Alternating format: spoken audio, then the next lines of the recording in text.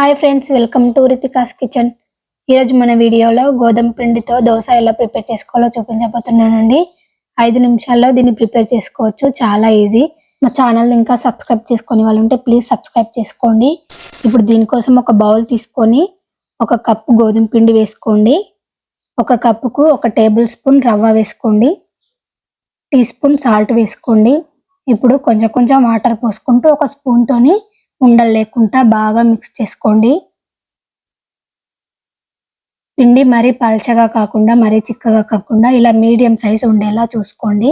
ఇప్పుడు దీన్ని ఒక 5 మినిట్స్ మూత పెట్టి పక్కన ఉంచుకోండి. 5 మినిట్స్ తర్వాత మళ్ళీ ఒకసారి బాగా మిక్స్ చేసుకోండి. ఇప్పుడు దోశ ప్యాన్ పెట్టుకొని కొద్దిగా వాటర్ చల్లుకొని ఒక బట్టతోని వాటర్ని తుడిచేసి ఇప్పుడు దోశ పిండి ప్యాన్ పైన వేసేసుకొని ఇలా రౌండ్ గా తిప్పుకోండి. ఇలా తిప్పుకొని ఇప్పుడు దీనిపైన చుట్టూరుగా ఆయిల్ వేసుకోండి.